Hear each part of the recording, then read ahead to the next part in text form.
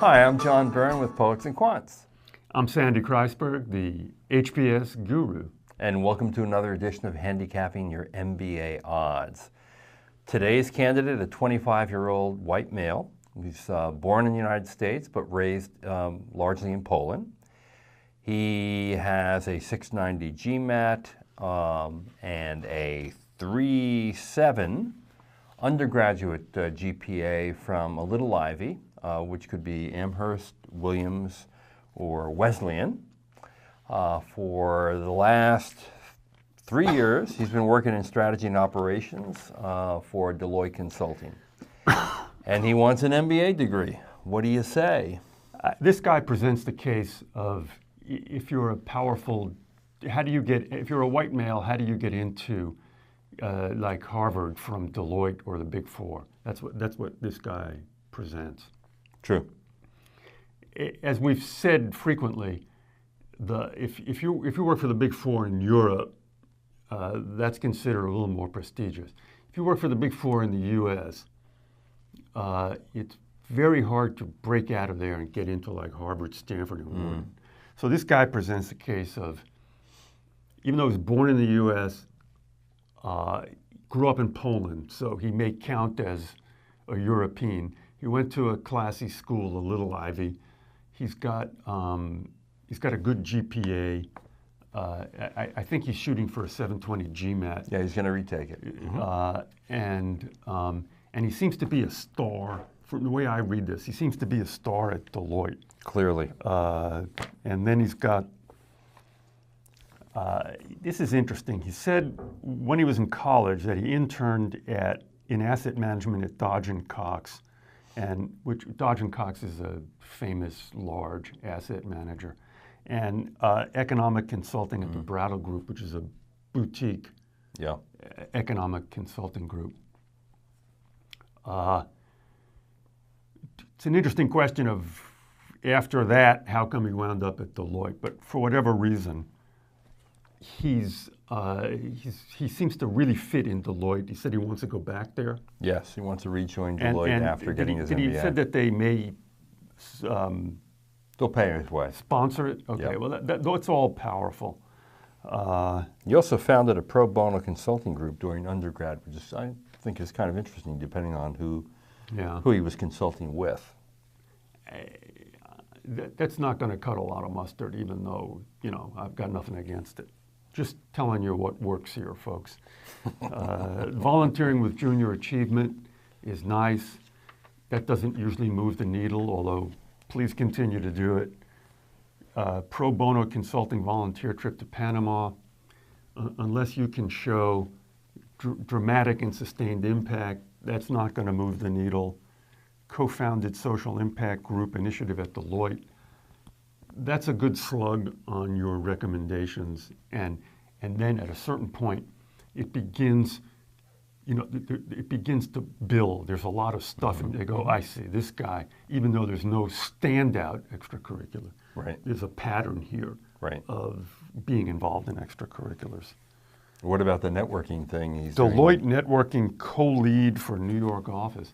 I'm not sure what that means, but it's part and parcel of the fact that this guy is very, very comfortable at Deloitte, very innovative, very well thought of, and happy enough to generate all this energy to do that stuff. So we're getting the vibe here that this guy is, I'm going to call him European, even though he's born in America, very successful at Little Ivy and successful at Deloitte. And here's the other thing. Although he wants to return to Deloitte to focus on what he calls market entry growth strategy and build the emerging market practice, his long-term goal is to return to Poland and Eastern Europe to help renewable energy and smart grid technology penetrate the Eastern European market. Sort of an interesting long-term goal. For a long-term goal, considering he's got a background in that, considering he comes from Poland, that's acceptable.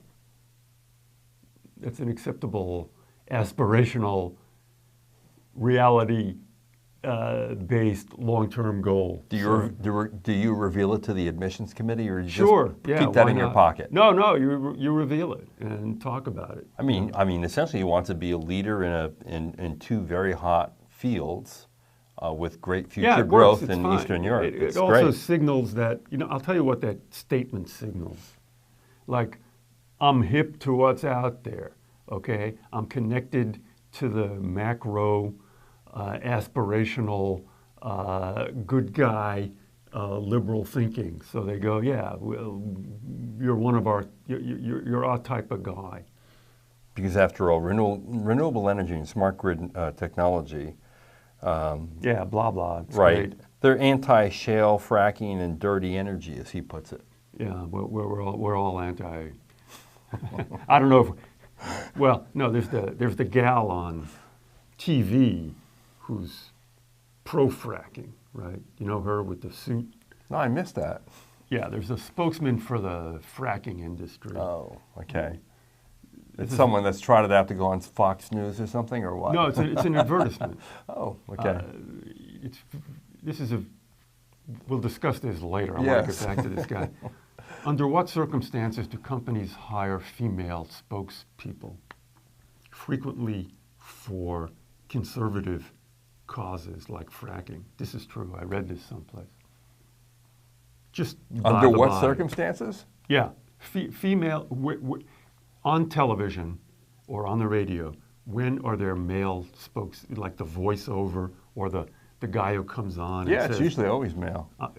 It's female under certain circumstances, including conservative, unusual causes like fracking. This is true. Interesting. How about that?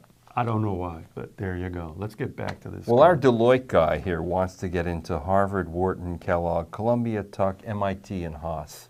Those are his target schools. Why don't we take the big one, Harvard, first? What do you think? What's my tough love for this guy, John?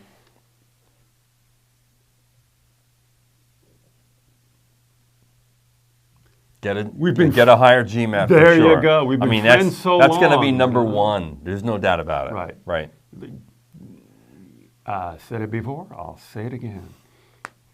GMAT really counts, particularly for white males from either Europe or any place. Yeah. So this guy, tough love for this guy is get a 720 GMAT, even if it requires taking it 3 times, if you can do it. I know how punishing that is, but that's the biggest bang for the buck in terms of time and energy. Mm-hmm. Okay, so let's say he gets a near 720 GMAT. I think this guy at HBS would be very attractive. I think he'd be in it depends on execution, recommendations, not blowing the interview. It could be 40%. Wow. Okay. 40% at Harvard. I think at Wharton, with a 720 GMAT, he'd be very attractive. Odds at Wharton could be 40, 50%. At ditto Columbia, at Kellogg, Tuck, MIT, and Haas. At Haas, it's just a matter of convincing those places he wants to come. So So the odds there would be 40, 50? 40, 50% plus, whatever my greatest odds are here. And for those of you who know about Sandy's odds, he tends not to ever want to give anyone odds that are greater than 50%. That is extremely rare. Why? Because MBA admissions is incredibly random, yes? No, because if your odds are super strong, you run up against a counterwind that they don't believe you're going to go there. Yeah, that's like true. A lot of very powerful candidates get on the wait list at schools like Columbia and Wharton. They're just teasing you. They're saying, we're putting you on the wait list. Because they're managing yield. Yeah, that's right. Yeah, they're extraneous factors. Right. That's why. Well, I think, Mr. Deloitte, you're going to go and get a great MBA and a great education. I think you have a wonderful career ahead of you. Good luck. I'm John Byrne with Poets and Quants. May your MBA dreams come true.